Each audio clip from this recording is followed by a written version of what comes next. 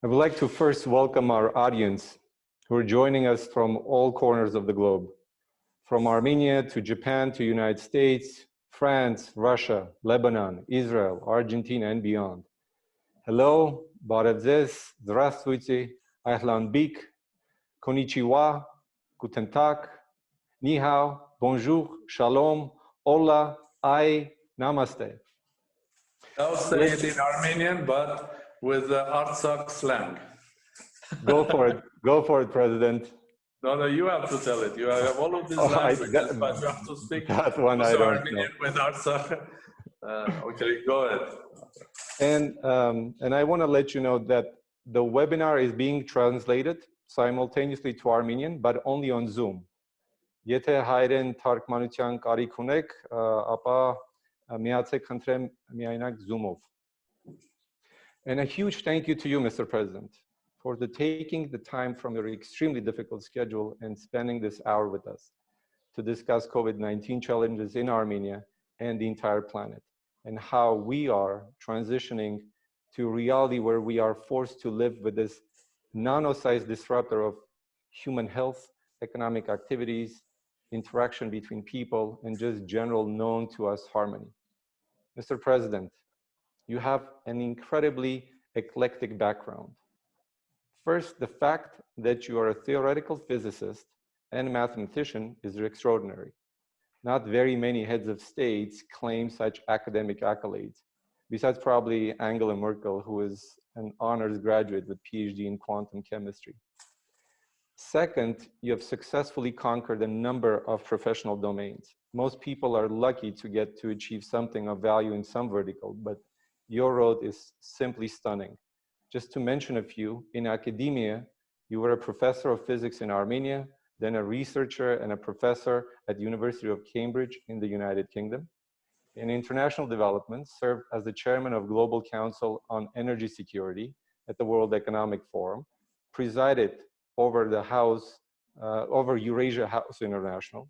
In private sector, you advised British Petroleum, Alcatel, Bank of America, chaired a group of global investment companies focused on risk and energy. In diplomacy, you were the Armenian ambassador to UK, to EU, to the Vatican. In politics, you served as the Prime Minister of Armenia some 25 years ago, and now we have the honor to have you the nation's president. You were awarded the highest accolades by His Holiness Catholicos of all Armenians and by His Holiness Pope John Paul II. You're also a great philanthropist. Amongst all other distinctions, you also serve as an honorary member on our foundation's board of advisors, for which we're very thankful.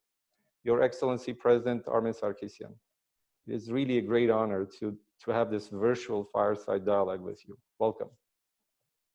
Well, thank you very much, Armen. I think I was listening to your quite a long introduction, and I was thinking probably the best thing in that introduction would be the last words. I think looking forward for new endeavors, problems, and achievements if they will occur. So the future life is more interesting than what we have achieved in our previous lives. So thank you again. I'm very happy to be here together with you and your audience. I know this is probably the second time you're organizing this, because I watched the first one with great interest with some of my friends and colleagues, and including those like Lord Darzi, Ruben Vartanian, Nubarafe, and you and others. So the topic is still there, coronavirus. That's why I would like to start with, if I may, with a small note. Please, if you could start with COVID. Internationally and also specifically Armenians in Armenia. In many countries, including in Armenia, the pressure on individuals or pressure on citizens is becoming less controlled, less tough. But please, dear friends, dear compatriots, whoever is watching me, the coronavirus has not disappeared. It's still there. It's still very dangerous. In Armenia, we are hearing every day more than 100 new individuals are getting infected by coronavirus. So it's very, very dangerous, especially for those who are your friends and family members, those who are vulnerable. Please be serious. And as the seriousness is not going to last, unfortunately, another week or two, it's going to be longer, but discipline, self-discipline, and well-organized groups, people, individuals, families, or nations will win this battle sooner rather than later. And the second point, probably on more happier note, I would like to take this opportunity to say hello to some of my friends and also mention their names. The first is a colleague that I have been in touch recently. His name is Professor Babikyan. It's his birthday. Happy birthday, Mr. Babikyan. Professor is Armenian from Middle East that ended up working in Indonesia. He is running a big research center, and in fact, they are doing research on viruses as well, but for animals. So he is the author of a specific supplement for food, which apparently works very well with the animals, and there are rumors that it works very well with humans as well. So I wish me the professor happy birthday and success whatever he is doing. In 2 days' time, another someone who is also a friend of ours, common friend and board member, Lord Aradarzi, is going to celebrate his 60th anniversary. I was invited to his birthday party. I'm a physical one, but obviously neither me nor you, we can be present there. So I take this opportunity to say happy birthday, Ara. We are so proud of you. You are rare, but a very classical Armenian, born somewhere in Middle East and with a family that has survived the genocide and eventually getting wonderful education, becoming one of the leading professionals in your sector, healthcare and medical service, being minister, running a huge scientific center, advising a lot of countries, from big to small, from Japan to America and to Qatar. But the most important thing is that you are still Ara, that I know. I do remember years ago when I was watching on television when I was ambassador in UK, the House of Lords. Someone in the House of Lords had a heart attack, one of the lords, and here we are, Ara Darzi just jumping from his place and saving that person's life. And today, when the COVID-19 is there, what is Lord Darzi doing? He's not acting as a minister. He's just as a doctor. He's helping people to fight the coronavirus on the front of that.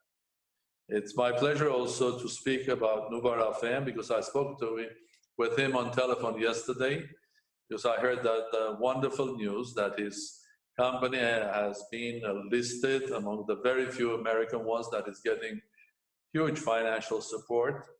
Well, it's public now, around 483 million, which, if I'm not mistaken, and to come up with an early solution as a vaccine. So I take this opportunity to congratulate Nubar and also wish him success, because we'll be very proud of that.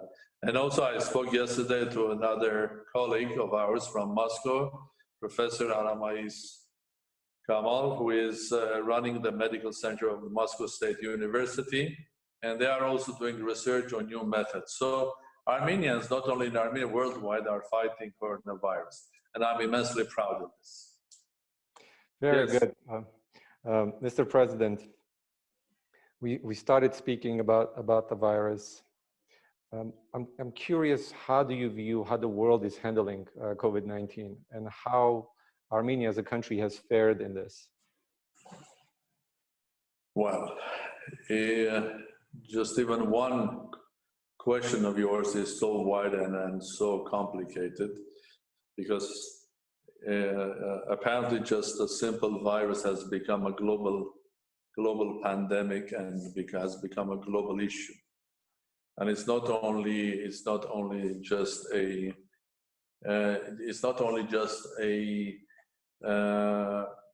medical issue or health issue. It's much more complex and much more complicated. And when I think about this, what is this coronavirus? Maybe strangely, it reminds me something from our history as well, from global history. It takes me back many centuries back. This is early 12th century, and this is the battle. This is the battle for Jerusalem. And why I'm taking this comparison? Because the whole world at those days was divided between Europe and Christianity fighting for Jerusalem, and the Arab world and Islam fighting for the same small city, which was Jerusalem. So Jerusalem was everywhere. Every royal family, every politics, every economic development, everything was connected with Jerusalem, and the same was happening in the Arab world and so on.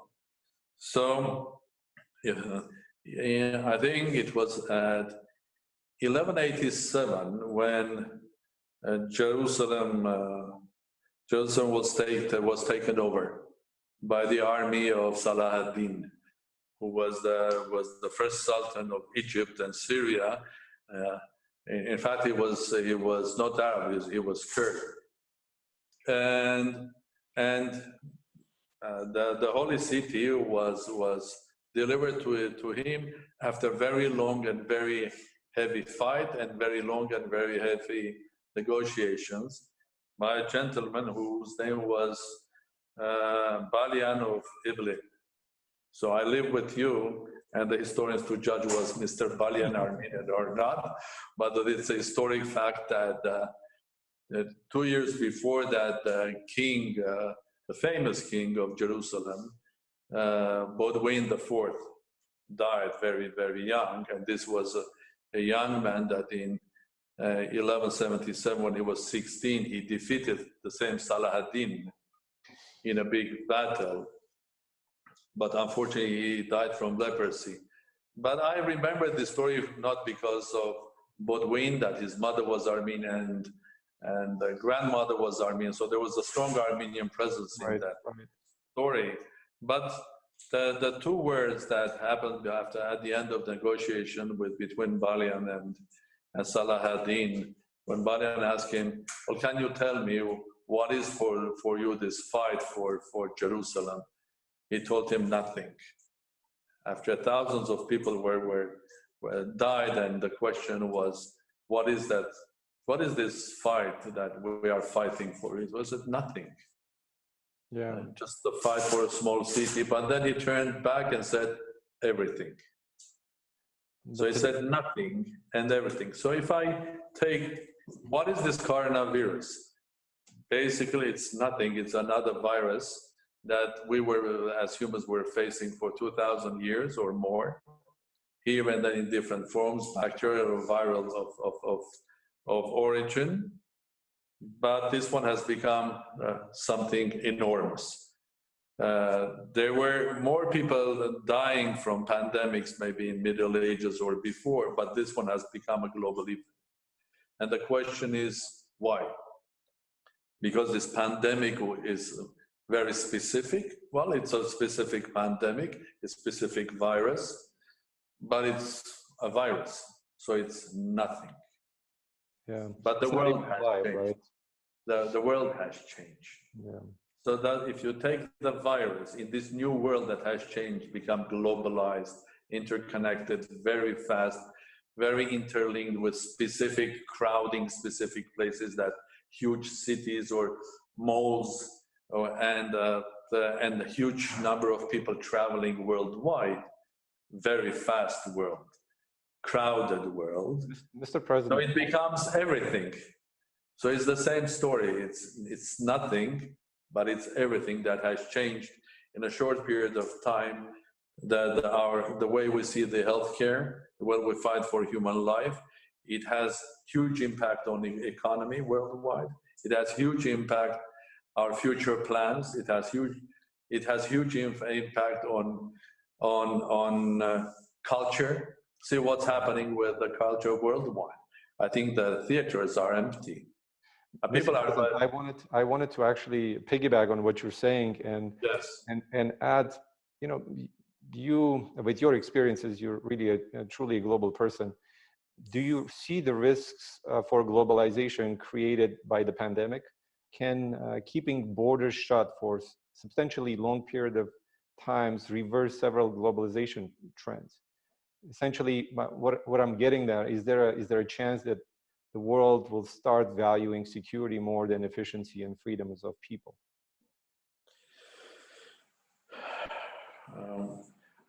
Can I just answer your question in a different way? Absolutely. In a different way that to jump to a conclusion how the world will be after the coronavirus is a bit premature. I think we have to try to analyze really why this happened. That this is where I was trying to engage you in a discussion that pandemic, the coronavirus, is nothing. It's another virus. But today it has become everything. It has become everything for a simple reason of the change that the world has changed. The world was changing with or without coronavirus. Coronavirus is not the reason of the change. Coronavirus is one of the consequences of the changed world. That's very important to understand, that coronavirus in this scale is because we are different. And the world was going to change in any case, with coronavirus or without coronavirus. Coronavirus is a reminder, a cold shower, or a message from God that there is something wrong on this planet. And if you are serious, you have to seriously think about, on the level of your family, individually, or in your organization, in your business, or on the level of public offices, or the governments, or intergovernmental relations. Because do we like or not, the world has changed, and now the message is there, and the world will not be the same as we were thinking before. And the reality is that coronavirus is also, if you look from the point of view of a researcher, coronavirus is a test. Is a test for individual, how he behaves. Is a test for a family, even living in the same small flat. The whole family together is a test for the family. Is the test, as one of our friends was saying, how good is your neighbor? I read that, it was a very good notion. And it is a test how friends work together. It's a test of your culture, how much you respect your parents, and how seriously you are looking and taking care of them, or those who are in need. It's a test of humanity.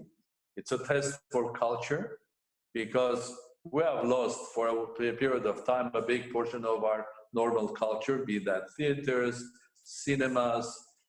It's a test.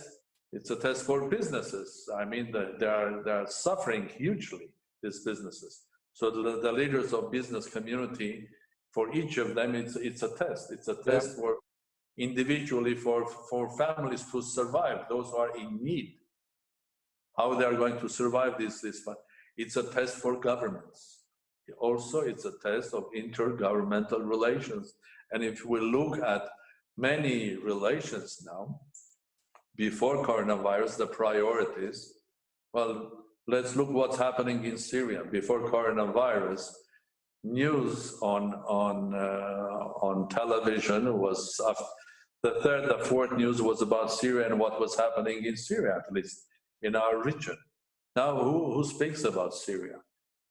You put your television or Russian television or CNN on BBC or Armenian television, the main news is about coronavirus. Unfortunately. Like 800 years ago, the only news was about Jerusalem. Will Jerusalem survive or not in this battle? So that's a test. So we have the test. We have the test results. So if you are a scientist or a politician or a businessman with common sense, you have to look at the experience of these 2, 3, 4 months and start coming to some sort of a conclusion. Short term, because coronavirus has not disappeared yet, and of course long term.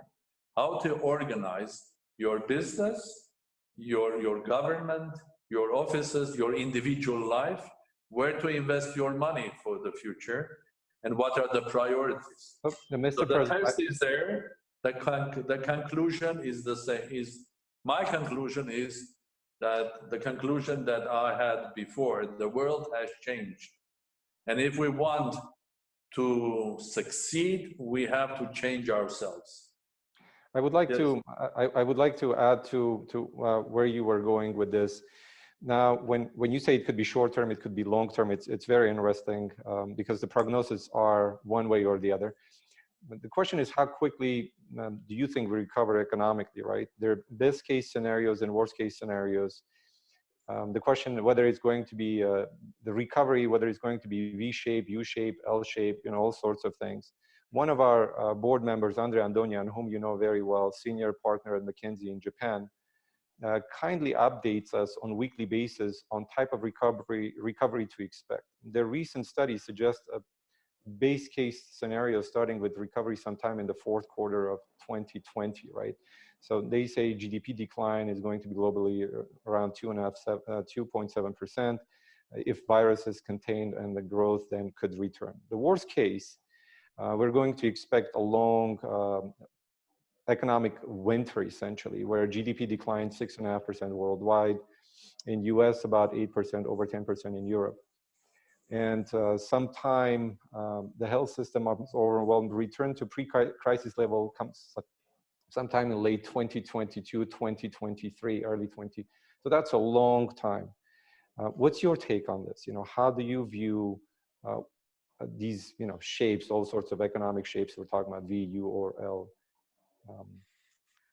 Well, first of all, I think Andre is much better specialist than me.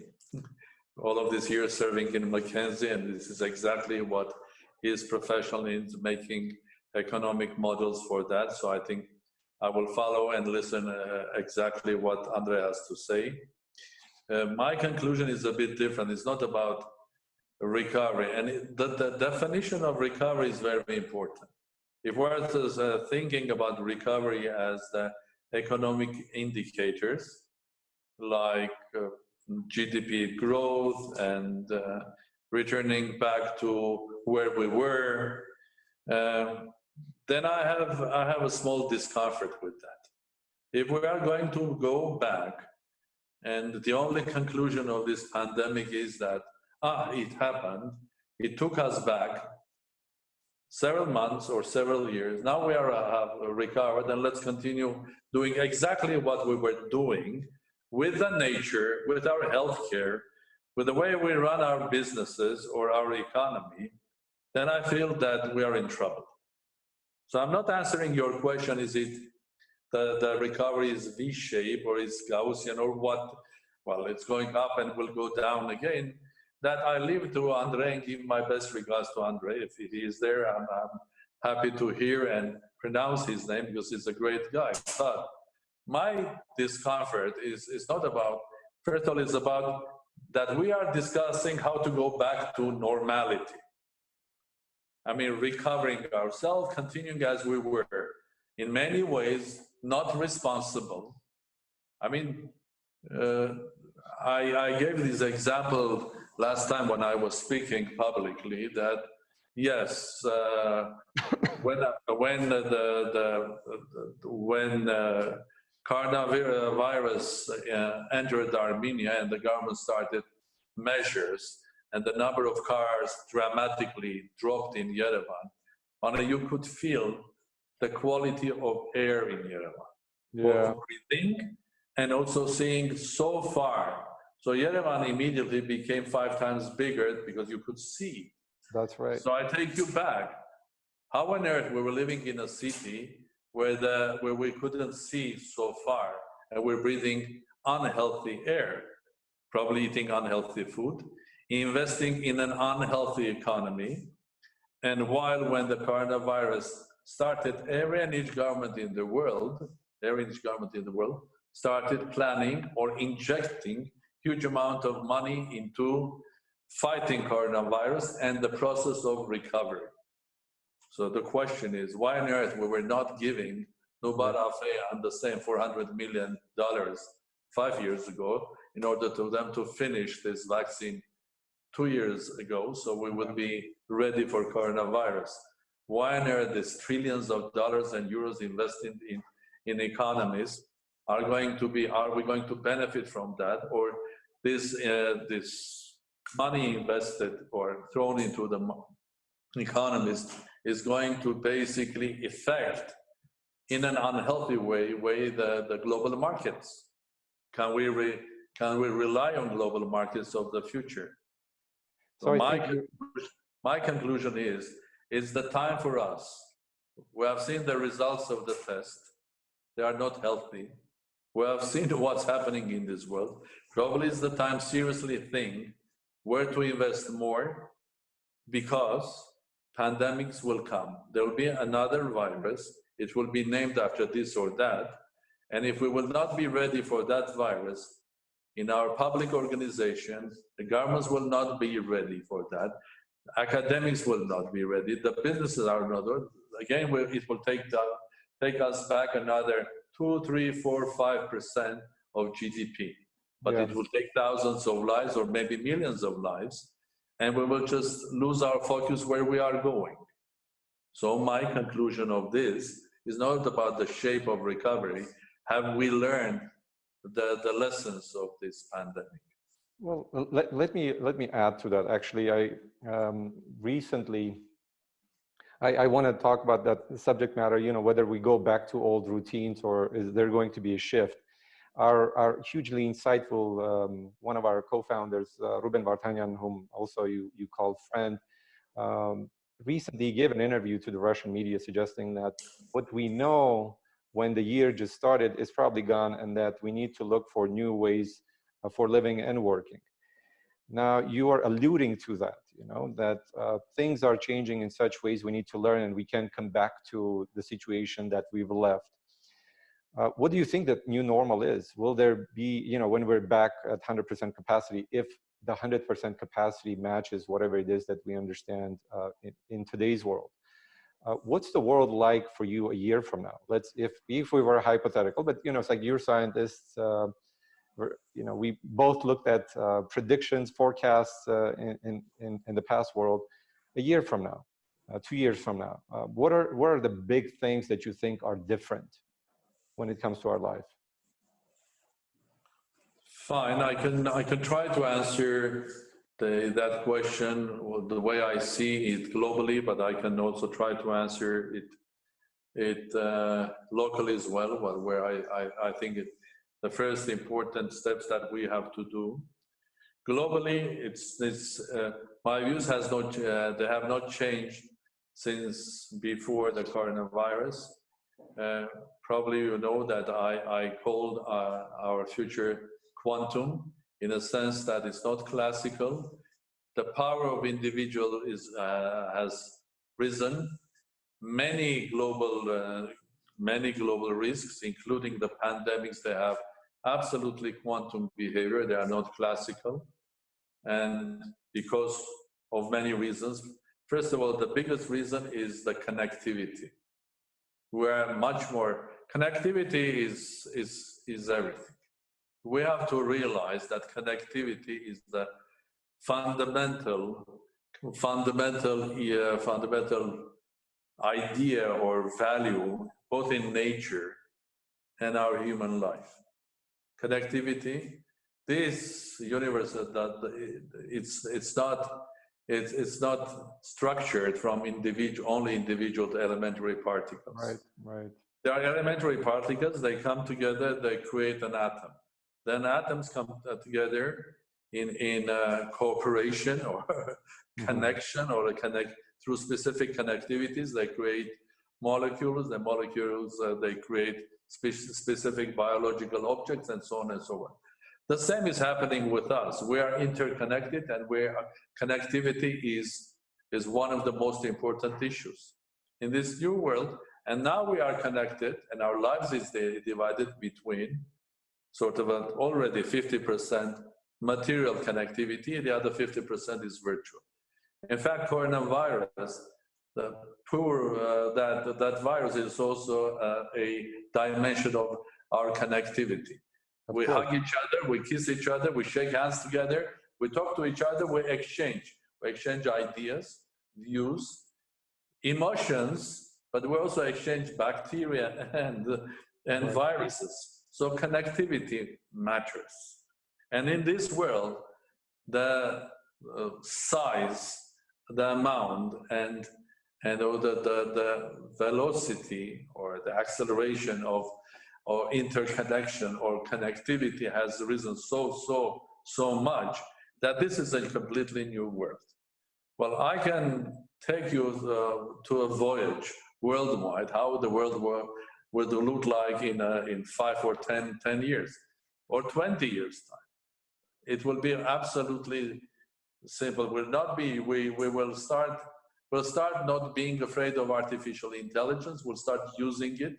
And with the help of artificial intelligence, we'll be identifying viruses much quicker and finding solutions much quicker. Our medical instruments will be much more efficient. Even the ones that we have, the same MRI will be much more effective because the artificial intelligence mathematics will help us to basically not only scan in an hour the full human body, but also analyze in a couple of minutes and find very, very micro problems, be that a cancer or any other disease.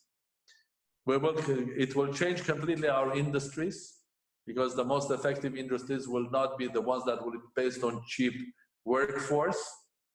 I mean, we will not be speaking about huge factories that will be producing machinery or cars, because machines and cars will be produced by robots. What will have the value is the design, idea, the intelligence put in the product, and so on. So our life will completely change. It will change also not only industrially, but it will change also the way we exercise basic values, the way we exercise human relations, the way we exercise exchange of information. The media is already different than it was years ago, and it will change dramatically in the next 5 or 10 years. The way we exercise politics will be different. There'll be more entertainment, I mean, using new technology and so on, and it will be targeting individually. Because I have already told this to students here. So what is, at the end of the day, to know exactly everything about 10 billion people? Nothing mathematically. Right. And we have all the necessary tools which are already hanging with us, be that our telephone, our smartwatch, that will tomorrow not only give information about the worldwide, answer any question, who was the mother of, what was the name of the mother of Bodwin IV, and your watch will answer. You don't have to go in the book. The name of that queen was Agnes. So there will be everything here, and that everything will also measure your how many steps you are doing. Are you healthy? Is your heart beating well? What's your temperature? And that all will be gathered worldwide in specific tanks of information. And those who will have access to that information will help the world, or sometimes they will not help the world. So the world will be dramatically different. And so that is why I'm preaching that we have to be serious. With or without coronavirus, the world is already moving with a huge speed towards a change. So short term, you asked the question? I said short term, within the year, what do you anticipate? Short term, I will not try to predict what will happen to the world. I would like more to think that what is that we in Armenia have, for example, or in a country like Armenia, have to start thinking of what to do. And this is just a friendly advice or an idea that could be discussed by many, including the government or the opposition or any analytical a group or think tank. They are simple ideas, but they are necessities. A country like Armenia, before, especially after the coronavirus, for example, will need a task force that will look at promoting investment into Armenia. After the coronavirus, people will start moving after the standstill. So they will start looking around to find something new or interesting, because the old ideas sort of will be washed by the coronavirus. And for a small country like Armenia, it's very important that we communicate with the world and tell who we are and why they should invest in a country like Armenia. And that's why I call it Quick Investment Task Force. And that investment task force should be doing a job twofold. So it's an institution that will invest as a classical investment promotion agency. For the moment, we don't have one. We are relying on our embassies or our compatriots, our diaspora, but we need professional organization that will go around the world after the coronavirus, after the flood, and start promoting Armenia. But it should do the other job as well. It should take Armenian startups, those companies that are producing goods in Armenia, help them to export their goods abroad. Because in many ways, it's a new start. Right. So someone or an organization or a country that is working hard and spending a lot of energy on promotion of their... In what industries though, Mr. President? So let's say there is this investment entity that you're speaking about, it's organized. I'm thinking, given what's happening in the world, I'm thinking, things like biomedicine, biotechnology are going to be top areas for us to look. Agriculture, ag tech, Yes. ed tech. What are you thinking? Well, okay, I'll agree and I'll go further what you were saying. I think another important step that what we have to do, we have to work hard today, but specifically after coronavirus, I'm sorry. We have to work very hard on strengthening the e-governance.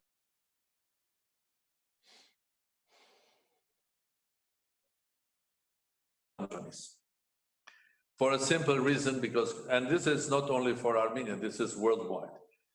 Because those countries that have been successfully pushing and applying and introducing e-governance seriously, they have benefited. They were much more resilient during the coronavirus. As an example, Singapore. Singapore, I think before coronavirus, if I'm not mistaken, around 20,000 people were working sort of from home. And this is 1/7 of their government task force. So that means when coronavirus comes, people are already ready for the future risks, like a coronavirus or something else. So it's not strange for them to do their job from home, not in the office that they come every day. So e-governance is very, very important for the future. So for a country like Armenia, I would think that we have to put an effort, because e-governance is not only about just creating the environment, the tools and everything, but it's also promoting IT technology in your country. Because you cannot have e-governance, which is not only the IT technology, it's a culture, and it's also managerial skills in order to succeed what you want. So by promoting e-governance, you are promoting also IT technology. And the best or creme de la creme of the IT technology is the artificial intelligence. So parallel to e-governance, I will put a lot of effort to develop in Armenia the top of the IT technology, including mathematical modeling of artificial. I'm speaking about this already a year, and we have some success. And just immediately after coronavirus, I'm going to go back with my presidential initiative to support the project Atom that you know, which is Advanced Tomorrow, and to bring multinational big companies to Armenia in the special labs that are focusing on artificial intelligence. because that's the basis and basic tool for the future, be that in agriculture, food production, intergovernmental relations, fighting coronavirus, supporting biotechnology, and healthcare. So this is something that I will pay a huge, and since we were lucky for the last 1.5 years, I was lucky that I created a bit less than 20 big multinationals agreeing that we can work together in Armenia. I'm happy to start working now when the coronavirus will the waters of coronavirus will descend. The other sector that you mentioned, and it's very important, is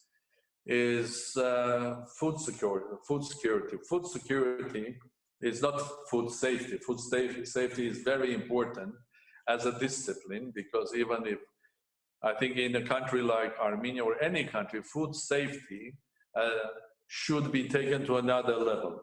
Because whenever you taste the food, be that at home or in a restaurant or a cafe, you have to be sure that whatever you are getting is safe, bacterially, from the point of view of viruses. And this goes hand to hand with the new world, because coronavirus has taught us that the new interesting sectors of food distribution are the ones that are using the IT and technology, and tomorrow it will use just carrying the food to the home. So after coronavirus, of course, when the doors are, everybody will rush to a restaurant. After a week, we have to come back. Be careful in the restaurant, use your mask, sit 5 meters from the other How do you person. eat with your mask on is the question. How are you going to do that? Armenians I've seen there's this funny stories when somebody is keeping his mouth and nose shut with a piece of lavash. So it's a combination of a mask with I like that. I like that. So I think it's very important that we come back and start thinking that in the future, you can eat and get the food supplied to you as also your dresses or whatever outfit and many features, without going to the most attractive but also dangerous places, which are so not the medieval markets, but our 21st century market, which is the shopping mall. So that whole concept of shopping mall will start changing, and will change. If we don't change, we will go back to we'll go forward to our history. We will not go back to the future, but we'll go forward to the history. So then I think we will be in a danger, because that shopping malls without new regulation, new behavior, new culture will be always a dangerous place. That's a lesson that we have learned. But food security is something very, very important for a country like Armenia, because we are not producing the whole spectrum of food, and solving the food security is not the classical whole 20th century solution when you create big warehouses and keep their potatoes or packed food or something. No. The food security is diversifying your agriculture. And in Armenia, unfortunately, I can tell you that we have a lot of land which is not properly used yet. It's not only in Armenia, it's in many countries. It's everywhere, yeah. Half of the population of our country, more or less, around half, lives in the city of Yerevan. Yeah. Well, we can see, and what is that? We have to change our mindset. Isn't it better that we live outside Yerevan? Isn't it better that we go closer to the land? There should be food security, agriculture is another. And then you said about biotechnology, well, science. Well, I actually, Mr. President, I wanted to segue into science, because, given your background, but also we have, I'm looking at some of the questions that are coming from our audience, and science is all over the place. It seems like the importance of science is growing up, but you said science, and then you were going to biotechnology. They're extremely important, yet extremely expensive fields. For most people, and not until this pandemic, conversations about these fields were at the fringe of any interaction, as you would agree, right? but now it's at the center stage. And you mentioned our, Noubar Afeyan, who's also one of the founders of FAST, but also the chairman of Moderna, one of the leading biotechnology companies that is developing experimental vaccines against the coronavirus. Now, its technology is pretty nifty, right? It synthesizes messenger RNA or mRNA to essentially prompt the human body to make its own medicine. Now, 3 months ago, if any of us was to have a conversation about this, this would have been considered a fantasy, a discussion only people in white robes in sealed labs should be speaking about. But now we're eagerly waiting to hear more news about solutions of this nature. And well, fortunately for us, for you and I, but for I think for the entire Armenian nation, we happen to have one of our own on the frontiers of the scientific discovery. And you mentioned that the American government has given nearly $500 million to Moderna. This eagerness of governments to work with the private sector, as was the case with the US government and Moderna, displays, at least in the near terms, a new renewed appreciation for science. Do you feel that science is really picking up steam again? Well, I'm not feeling that the science is picking up yet today, when the science is silent. It's more science is silent rather than in many places, because I have even the research centers of the Academy of Sciences of universities in Armenia, they are not working. Right. But definitely science is not going to be only the places where we'll find solutions, but it's also the places that will create huge number of jobs. 483 million that Mr. Afeyan has got is not going to use for his personal use. It's going to create a lot of jobs there in order, not only for research, but also the production. And we mentioned another professor, Mr. Babikian. Probably you don't know that his organization is one of the biggest in the Far East animal food production companies that is running the research part. They have a lab in Yerevan. Really? Which and one they is are it? producing. They have a lab in Yerevan, and they have several researchers working there. And in fact, they are producing in Yerevan that subsidy that could be used as a subsidy of fighting coronavirus for animals. So that gives you an example. Yes, indeed, science is going to be one of the most exciting and one of the most interesting areas to invest and to work with. First of all, science is going to be connected very, very closely. It's going to work very closely with technology. I think the boundaries between technology and science are not going to be identified clearly in the future. Secondly, science is the one that will take everybody by hand to the future, show the path where to go. Thirdly, we are lucky that we have basis of that science, and I think immediately after coronavirus, maybe before that, for the future, we have to use the advantages that we have. So what are the advantages?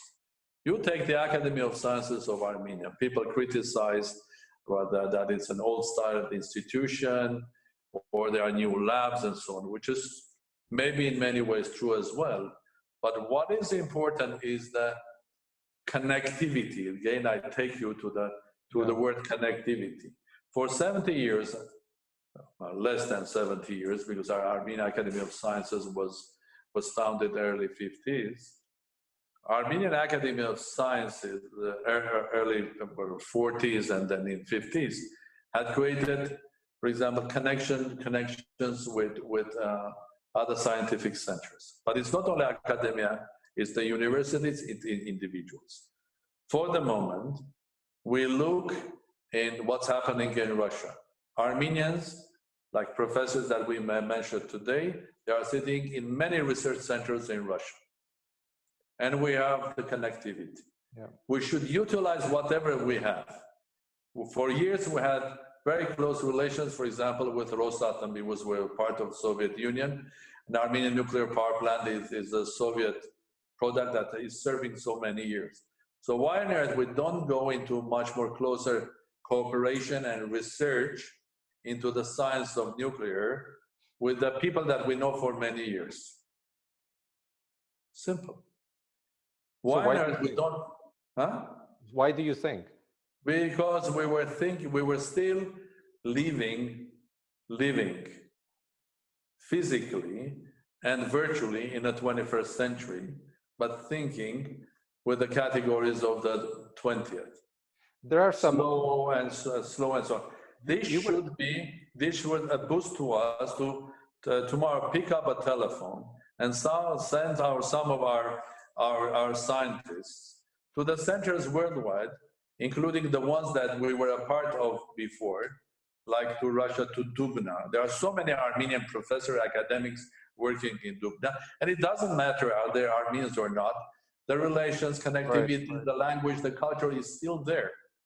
Why don't we do something with Nubar Afeyan, with Professor Babikian, with Professor Kamalov and Professor Lord Darzi, who's running a huge research center in UK, Imperial College. So, of Mr. course, President, each of them as an Armenian, they are doing their duty. They have an Armenian PhD student, they support this, they do that. We as a nation, as a state, we have to take the lead of engaging everybody together and showing the power of being Armenian, which is, again, the simple slogan, small state, but a global nation. These are not just beautiful words. This is a formula, but that formula should be used. If you don't use this formula, it becomes a nice toast during the birthday party. Right. Mr. President, you would agree that we have some young, talented scientists. I know you mentioned that universities and labs are not functioning. Actually, many of them are functioning currently in very limited capacity, as much as the world allows them to do so. We actually launched several programs ourselves where we're collaborating with those scientists in Germany, in the United States, in France. And we actually, you mentioned Nubar Afeyan, we sent young scientists from here to go to Boston for 3 months, actually, for them to get better prepared and educated. But I want to echo what you're saying. I think there needs to be a lot more programs and focus to put on these young scientists, for them to mix with global brain power, essentially, for them to start producing value for Armenia, especially in the renewed focus on science and scientific discovery. It's like a little segue. If I'm not mistaken, you were one of the original authors of Tetris, right? The game. Right? Okay. I mean, am I right or am I not right there? Well, it's a Tetris group of games. Right. Tetris on its own as one game, because there are several Tetrises. There is Tetris, there is three-dimensional Tetris, there is Wordtris, that I'm one of the authors of this. There's a Tetris group of games. Official Tetris as a Tetris, all of them were created in the computer center of the Academy of Sciences of Soviet Union in Moscow by different people, but Tetris itself was announced years ago that it's created by Mr. Alexei Pazhetnev, that left Soviet Union and ended up in America and got a job in Microsoft, if I'm not mistaken.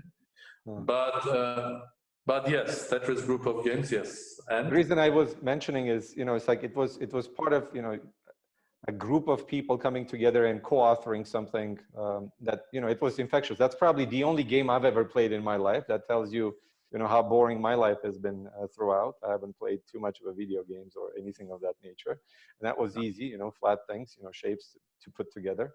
But that, I want to say, creating opportunities on our side, Mr. President, collectively enabling our young scientists to connect with a global scientific community. We just launched a grant, actually one for biotechnology, another one for AI, and then advanced materials, that we will have top-notch scientists and with Armenian background from abroad to work with PIs here, or for them to serve as a principal investigator, put together postdocs to work. So we're launching 3 of those initiatives. We just launched actually 3 of those initiatives last month. And I think we need to do a lot more, given what the actual presence of, how science is asking us to go to it for us to live in peace. because what's happening with coronavirus, we ourselves as human, it shows the simplicity of a human being. You're speaking of connectivity of people, and it's very right. It's actually capitalizing on a weakness of a human, that we need to interact with one another. If we were not social, the coronavirus would not have any chance of survival. It's the fact that we're social, that we're connected, that we're doing this, to your point, that we're actually in this situation, in this condition. It's very bizarre. And that very nature, you know, there is a question from audience, it's kind of an interesting one. Will this crisis bring to isolation of countries? Because, you know, it's like the weakness of humanity is our social interaction, is our connection. Now, will Europeans start building borders? Americans are already building borders, you know. Being an American myself, knowing what the president of the United States is talking about all the time, about building borders between Mexico and the United States. So there may be a kind of all new, renewed thing. Let us isolate each other. Let's insulate. Yeah. A small country like Armenia, we cannot afford that. Well, that's why I think I will reflect on what you were saying. That I think you raised a couple of questions. Let me try to answer each of them. Now, you spoke about Tetris and Wordtris and Tetris group of games. The beauty of both Tetris, but especially Wordtris and Tetris group of them, they were educational games. I think it's interesting that if you go back 30, 40, 50 years ago, the first games that when they appeared, there were some of them were simple and fun, like Pokemon or Super Mario, but they were training some skills. The others, like Tetris and Wordtris, especially Wordtris, they were educational games. Educational because Wordtris teaches also languages and so on. I'm not going to speak about these games. I'm going to speak that in the future, for those who are going to invest money, they should look very carefully. Dear friends, there are many types of games. There are video games, there are a lot of shooting games, action games. But the time of, and periodically, the time of educational or smart games are coming. There was a game that was a physical called Rubik's Cube. It looks like a game, but it's a very smart thing. Then it came to something like Tetris or Wordtris, which is an educational game. And now in the future, educational games will matter, because the parents will be using the video, the computer, in order to not only to give them the time that the child is shooting on television for 1 hour and getting the skill of being quick and the quick decision maker, but also education. With the e-education getting more and more ground worldwide, including in Armenia, educational games will become very, very important. That's the first point of what you were saying.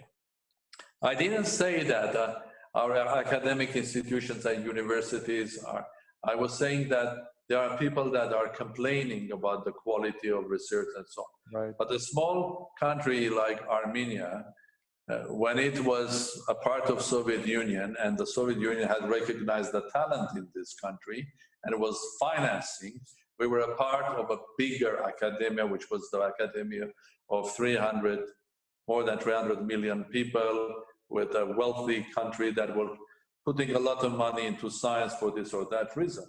Now we have to find a new formula and encourage our young people to go into academia. This encouragement can have different forms, and it will go hand to hand also with business and technology. Because there is no way a small country like Armenia, that has probably around 20,000 IT specialists, if I'm mistaken, plus or minus, can compete with others, including those who we don't think as giants of technology. Countries like, I like this example of Belarus, because only in one company, which has the full tax support of the government, called Park Vysokих Technology, there are 50,000 people working, more than 2 billion turnover, and the government has invested zero, except giving the tax incentives. I'm happy that the government and the Ministry of Technology in Armenia is supporting the startups now, which is around, if you are a startup up to 30 people, you get good tax support for the government. But that's, I personally think, as a scientist, someone that knows the business, and also a bit of government, that this is not enough. We have to seriously identify the priorities of development. That could be, let's say, in food security, that could be in IT technology, that could be in biotechnology, very narrow, but the ones that are going to be the locomotives of the future, not only for Armenia, but for the world, and invest there by investing, by giving the support, connectivity, but also tax incentives. Very narrow.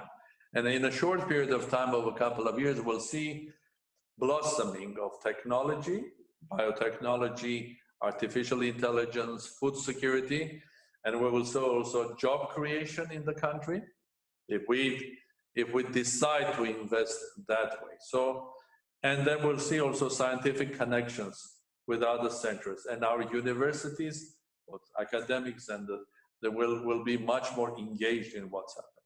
And the third point that you raised is about helping others. We've been helping each other since many, many years. Unfortunately, 100 years ago, we were helping each other because of the genocide of Armenians. And we're helping those who were in need, those who lost their parents or their relatives, or lost their families, their homeland. So they were in need. So we know how to do helping each other through charities that are very famous worldwide. And it continues, different organizations, different individuals through their charities, starting from, let's say, AGBU, the foundations that are connected to your founders, or even when I created, you mentioned the Eurasia Center at Cambridge University. Unfortunately, years ago, we closed it. We managed through several charitable organizations, including the Vacha and Tamar Manukyan Foundation, our family, and others. We supported education for more than 250 people, not only at Cambridge University, but in Europe, in Harvard, and elsewhere. But as the president of Armenia now, when I look at it, I would desire, I will hope, and I will dream to have much more integrated effort. I think individually we are ready. Individually we do a lot. You ask the Mr. X, Mr. Y, or Y, Mr. Z, everybody is doing something. And I will not start giving names, because then I will forget the others, hundreds and thousands of them. But it's very, very important that we start thinking about doing things together. Not as a slogan, not as a good thing, not as a good idea, but really starting acting as one and coming together, both in science, both in business, because this is a trivial idea that everybody talks, everybody knows, but the execution is still not there. We have to start after coronavirus, as many other nations have to do the same. And not only nations, but also international organizations have to do the same. And I'll come back to your question there. We as Armenians have to rethink how we are interconnected, right, and put our efforts together. As an idea of that, on the 24th of April, I came with an idea which I had for many years, even invested some time to think about it. Why on earth, near the monument of the genocide, we have not created the Armenian Park of the memory, both making our city much more healthier and uniting the whole nation, be that in diaspora, in Armenia, in Artsakh, into one simple effort. But if you are running a big business, and you have been working in big business, you do sometimes taking your staff, going outside, doing something together in the nature, or putting a plant, or doing some valuable social work. Why? In order to create this feeling of that you are a team. So let's do 1, 2, 3 projects, which are national projects. They are simple, but they have a philosophy, and they have something that will bring people together, like this High Park, the park of all Armenians, the park of memory, but the park also of the future. because being connected in the future is another very important tool. And even institutions like organizations that European Union, they have to somehow rediscover them, because they are good in having joint parliament, organization, this policy, that energy policy, this policy. But what about fighting the coronavirus together? We have seen scenes when the borders between some European Union member countries were closed. And it's also connectivity for us as a state, to be connected as a state, not only as nation, we connected to each other, but connectivity for a country like Armenia, not only with our strategic partners, the big states or big unions, but also I think we should be connected with others. Mr. President. And a year ago, I came with an idea of a club of small but successful countries. I would love to call Armenia as a small but potentially country that can be very, very successful. Why we cannot create a more connection with smaller countries worldwide and have exchange of experiences, starting from Rwanda up to in the Far East. You know, so we have to look at new ways of pushing our case forward. I'll tell you, you said Rwanda, the Minister of ICT of Rwanda is actually plugged in. She's Polish, she's online, she's listening to this discussion. So she'll probably appreciate and take this to President Kagame at some point. Well, I know President very well. Please take my best regards to President. I absolutely will. Mr. President, I wanted to echo on collaborations and large scale. You and I recently, we spoke about this very innovative and forward-looking sci-tech initiative called Advance Tomorrow, ATOM. And we have plans here at the Foundation for Creation of Science and Deep Tech Focused Innovation District and Adaptive Innovation Campus, for which we discussed some sort of a collaboration. I'm looking forward really for us to pick up those conversations that we had right when everything comes down, the waters come down. Look, I want to ask last few questions. This is not a question, actually. You're such an inspiration, Mr. President, really. And I want the world, but I want our young people, the world also to hear how does one make a journey from a theoretical physicist to successful entrepreneur and eventually to the president of a state? What is your life philosophy? Are you serious? I am very serious. Well, it's a very complex question. Rely on God, listen to your parents, and be honest to yourself. Never cheat yourself. Look, we planned this to have for an hour. We're an hour and 8 minutes. I don't want to take your time, Mr. President. What I want to say is, I look forward to hosting you in our campus. We discussed for you to have to come and see what we're doing here. Thank you for being such an inspiration, being really a model, a global citizen. Always an honor to be in your company. It's a privilege to have a conversation with you all the time. I also want to thank our associates at FAST and Future Studio platform for hosting another great program. Mr. President, you're one of those amazing gifts to humanity, but also we're fortunate to have you here as an Armenian. I'm also very fortunate to share your first name, and the country is very fortunate to share. I don't know whether we're sharing their first name, the country's first name, or the country's sharing our first name.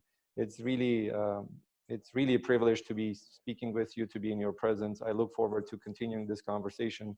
And to our audience from all over the world, thank you so much for plugging in and spending this hour, 10 minutes with us to hear our wonderful president speak about what's going on in the world, transformations in economics and in humanity, in people, Armenia, the nation. Mr. President, your last word. Well, my last word is thank you very much. You were very kind, too kind, speaking about me. And as I said at the beginning, the most important thing in our lives are going to happen in the future. So let's work together. And I'm not going to wait until this pandemic is going to be ending or the whole process, because there are difficulties in our lives that we carry on. So pandemic is a huge difficulty. It's a tragic difficulty because people are losing their lives. Again, let's be very serious the way we handle this pandemic, but let's work very hard daily, starting from today or yesterday, because I believe in future, and I believe people both in age or young, especially those who are young not only by spirit, Right. but also by their age, the future is theirs, and the future can be wonderful if we handle it right, and if we learn the lessons of life, the lessons that are given to us also by nature and God. Thank you very much. So much. Thank you, Mr. President. I look forward to hosting you here sometime this month or next. And dear audience, thank you very much. We wish you all the best. Stay safe, stay healthy, smile, become an entrepreneur, innovator, whatever it is in your life you want to do, scientist, and connect with us, follow us, see what we're doing in life. Thank you so much. Bye-bye. Thank you very much.